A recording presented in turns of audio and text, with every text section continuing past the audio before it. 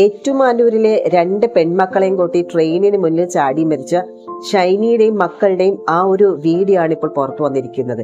അതിലെ ഷൈനി ഇളയ മകളെ വലിച്ചു കൊണ്ടുപോകുന്ന ആ ഒരു ദൃശ്യങ്ങളിൽ നമുക്ക് കാണാൻ സാധിക്കുന്നുണ്ട്.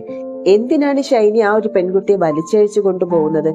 ആ ഒരു പെൺമക്കൾ അറിഞ്ഞു ഈ ഒരു മരണത്തിലേക്കാണ് പോകുന്നത് എന്നുള്ള കാര്യം? എന്തായാലും ഷൈനി അനുഭവിച്ചത് കടുത്ത മാനസിക സമ്മർദ്ദമാണെന്നുള്ള കാര്യത്തിൽ ഒരു സംശയവും വേണ്ട. കിണഞ്ഞു പരിശ്രമിച്ചിട്ടും ജോലി കിട്ടാത്തതും സ്വന്തം വീട്ടിൽ ദീർഘനാളായി നിൽക്കുന്നതും ഒക്കെയാണ് ഒരു ഷൈനിയെ അലട്ടിയിരുന്നതായിട്ടാണ് ഷൈനിയുടെ ആ ഒരു വാക്കുകളിലൊക്കെ നമുക്ക് കിട്ടുന്ന സൂചന. കുട്ടികളെ ഹോസ്റ്റലിലാക്കി വിദേശത്ത് ജോലിക്ക് പോകുന്ന കാര്യമൊക്കെ ഷൈനി ആ ഒരു സുഹൃത്തുമായി സംസാരിക്കുന്ന ഓഡിയോയിൽ പറയുന്നുണ്ട്. BSc നഴ്സിംഗ് പഠിച്ച ആളായിട്ടും 9 വർഷത്തോളം വന്ന ഇടവേള കാരണമാണ് ജോലി കിട്ടാത്തതും ഇതൊക്കെ ഷൈനിയെ അലട്ടിയിരുന്നു. കാരിത്താസ് ആശുപത്രിയിൽ അപേക്ഷിച്ചപ്പോഴും ജോലി പരിചയത്തിൽ വന്ന ഇടവേളയാണ് എടുക്കാതിരിക്കാൻ കാരണമായി പറഞ്ഞത്. അത് മാത്രവുമല്ല, വിവാഹമോചനത്തിന് ഭർത്താവ് സഹകരിക്കുന്നില്ല എന്ന് മാത്രമല്ല, ഈ ഒരു കേസ് ഇങ്ങനെ നീണ്ടു പോവുകയാണ്.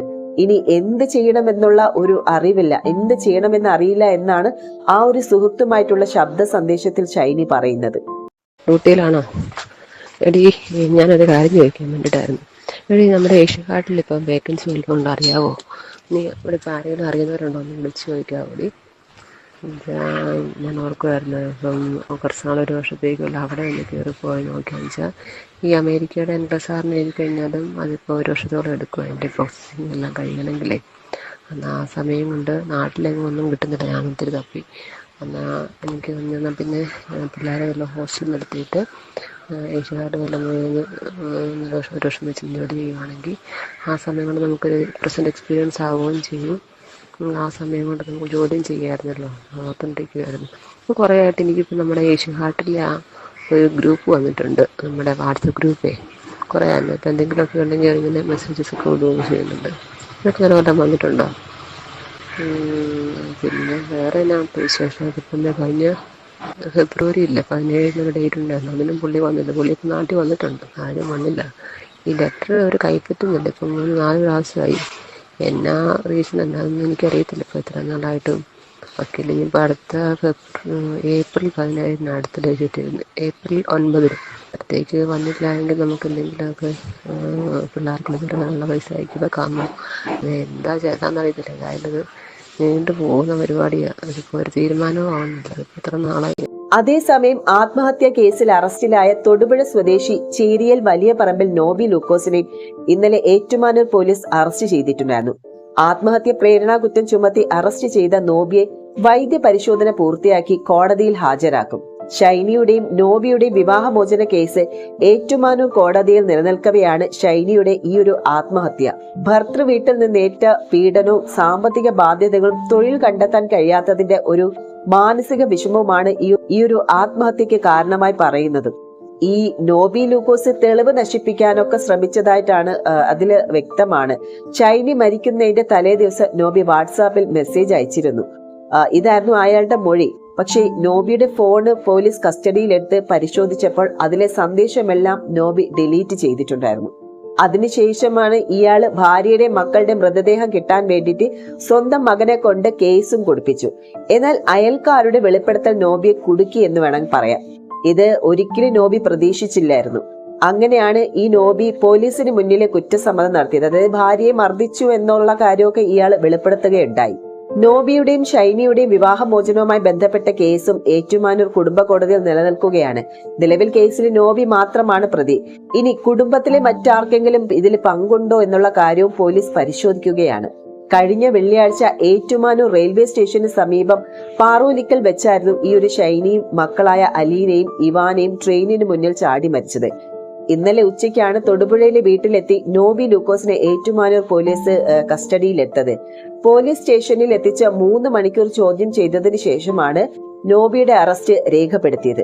അതുമല്ല, ഇയാൾ തലേദിവസം കൊടുത്ത മെസ്സേജിൽ എന്താണ് ഉണ്ടായിരുന്നതെന്ന് ചോദിച്ചപ്പോൾ ചില സാമ്പത്തിക ഇടപാടുകൾ സംബന്ധിച്ചുള്ള കാര്യങ്ങളായിരുന്നു മെസ്സേജിൽ ഉണ്ടായിരുന്നു എന്നാണ് ഇയാൾ പറഞ്ഞത്. അത് മാത്രവുമല്ല, പ്രകോപനപരമായിട്ടുള്ള രീതിയിൽ എന്തെങ്കിലും മെസ്സേജ് ഉണ്ടോ എന്നുള്ള പ്രതി കൃത്യമായ മറുപടി നൽകിയിട്ടില്ല. എന്ത് മെസ്സേജുകളാണ് അയച്ചതെന്ന് കണ്ടെത്താനാണ് പോലീസ് നോബിയുടെ ഫോണ് കസ്റ്റഡിയിലെടുത്തത്. നിലവിൽ വാട്സപ്പ് ചാറ്റുകൾ പൂർണ്ണമായും ഡിലീറ്റ് ചെയ്ത നിലയിലാണ്. എന്തായാലും ഇത് റിക്കവറി ചെയ്തെടുക്കാനുള്ള ഒരു നടപടിക്രമമൊക്കെ തുടങ്ങിക്കഴിഞ്ഞു. ഷൈനിയുടെ ഫോണും പോലീസ് കസ്റ്റഡിയിൽ എടുക്കും. ഇതിൽ തെളിവുണ്ടാകും എന്നുള്ളൊരു സൂചന അവർക്ക് കിട്ടുമെന്നുള്ള ഉറപ്പുണ്ട്. നിലവിൽ ഷൈനിയുടെ ഈ ഫോണ് ഷൈനിയുടെ വീട്ടിൽ തന്നെ ഉണ്ടെന്നുള്ള വിവരമുണ്ട്. 2 ഫോണുകളും ശാസ്ത്രീയ പരിശോധനയ്ക്ക് അയക്കുമെന്നാണ് പോലീസ് പറയുന്നത്.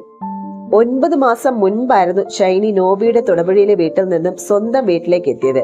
തൊടുപുഴയിലെ വീട്ടിലായിരുന്ന സമയത്ത് നോബി അതിക്രൂരമായി ഷൈനിയെ ഉപദ്രവിക്കുമായിരുന്നുവെന്നും ബന്ധുക്കൾ മൊഴി നൽകിയിട്ടുണ്ട്.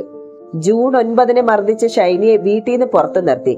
അയൽക്കാരാണ് ഇക്കാര്യം ഷൈനിയുടെ അച്ഛനെ വിളിച്ചറിയിച്ചത്. അച്ഛൻ പോയി ആ സമയത്ത് തന്നെ ഈ ഒരു ഷൈനിയെയും മക്കളെ കൂട്ടിക്കൊണ്ടു വരികയായിരുന്നു. കുടുംബ പ്രശ്നങ്ങളാണ് കൂട്ട ആത്മഹത്യക്ക് കാരണമായത് എന്നാണ് പോലീസ് അന്വേഷണത്തിൽ കണ്ടെത്തിയിരിക്കുന്നത്. ഷൈനിയുടെ ഭർത്താവ് നോബി മർച്ചന്റ് നേവി ജീവനക്കാരനാണ്. കുടുംബ പ്രശ്നങ്ങളെ തുടർന്ന് കഴിഞ്ഞ 9 മാസമായി ഷൈനിയും 2 മക്കളും പാറൂലിക്കലിലെ വീട്ടിലെ മാതാപിതാക്കൾക്കൊപ്പമായിരുന്നു താമസം. ഇവരുടെ മറ്റൊരു മകനായ എഡ്വിൻ 14 വയസ്സാണ്. അവൻ എറണാകുളത്തെ സ്പോർട്സ് സ്കൂളിലും പഠിക്കുകയാണ്.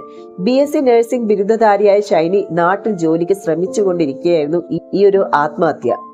എന്നാൽ മറുവശത്ത് നോക്കുമ്പോൾ ഈ ഒരു നോബിയും കുടുംബാംഗങ്ങളും ഈ ഒരു ഷൈനിക്ക് ജോലി കിട്ടാതിരിക്കാൻ പോലും ശ്രമിച്ചതാ എന്നുള്ള ആരോപണങ്ങളും ഇപ്പോൾ ഉയർന്നു വരികയാണ്. നോബിയുടെ സഹോദരനായ വിദേശത്തുള്ള വൈദികനെതിരെയും ആരോപണം ഉയർന്നു. നേരത്തെ ഈ ഒരു നോബിക്കെതിരെ ഷൈനി ഗാർഹിക പീഡനത്തിനും പരാതി നൽകിയിട്ടുണ്ടായിരുന്നു. സംഭവ ദിവസം പുലർച്ചെ 5:30 പള്ളിയിലേക്ക് പോവുകയാണെന്ന് പറഞ്ഞാണ് വീട്ടിൽ നിന്നിറങ്ങിയ ഷൈനിയും മക്കളെയും പിന്നീട് ട്രെയിൻ തട്ടി മരിച്ച നിലയിൽ കണ്ടെത്തുകയായിരുന്നു. സംഭവത്തിൽ നോബിയുടെ പങ്ക് അന്വേഷിക്കണമെന്നാവശ്യപ്പെട്ട് ഷൈനിയുടെ ബന്ധുക്കളും രംഗത്തെത്തിയിരുന്നു. കുടുംബ പ്രശ്നങ്ങൾ സംബന്ധിച്ച് തൊടുപുഴ പോലീസിൽ പരാതി നൽകിയിരുന്നതിനാൽ അന്വേഷണം നടക്കുന്നതിനിടെയാണ് ഷൈനിയുടെയും മക്കളുടെയും ഈ ഒരു ആത്മഹത്യ. ഭർത്താവിന്റെ വീട്ടിലെ ഷൈനി അതിക്രൂരമായ പീഡനമാണ് ഏറ്റുവാങ്ങിയിരുന്നതെന്നും മരണത്തിൽ സമഗ്രമായ അന്വേഷണം വേണമെന്നൊക്കെ ഈ ഒരു തൊടുപുഴ നഗരസഭ കൗൺസിലറും അയൽവാസിയുമായ മെർലി രാജുവും ആവശ്യപ്പെട്ടത്.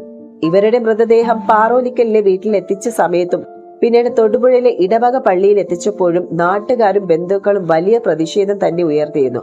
സംഭവത്തിൽ ഭർത്താവിന്റെയും കുടുംബത്തിന്റെയും പങ്ക് അന്വേഷിക്കണമെന്നാവശ്യപ്പെട്ട് ഷൈനിയുടെ ബന്ധുക്കളും രംഗത്തെത്തിയിരുന്നു.